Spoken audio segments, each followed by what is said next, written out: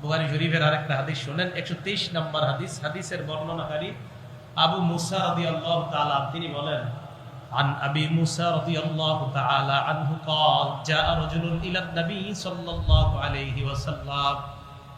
এক ব্যক্তি আল্লাহর নবীর কাছে আসলেন, আসার পর নবীকে প্রশ্ন করলেন, মাল কিতালু ফি সাবিলিল্লাহি ইয়া রাসূলুল্লাহ, হে আল্লাহর নবী, আল্লাহর রাস্তার লড়াই কাকে বলে, জিহাদ কাকে বলা হয়?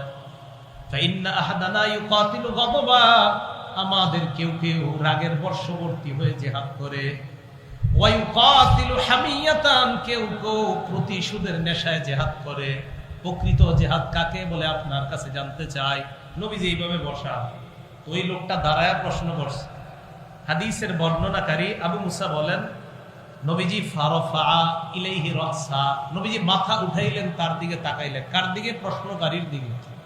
বর্ণনাকারী বলেন, ফামা রাফা ইলাইহি রাসাহু ইল্লা আন্নাহু কানা কাইমা, আল্লাহ নবী চোখের চেহারা উঠায় তাকানোর কারণ হলো, যেই ব্যক্তি প্রশ্ন করেছে লোকটা ছিল দাঁড়ায়া।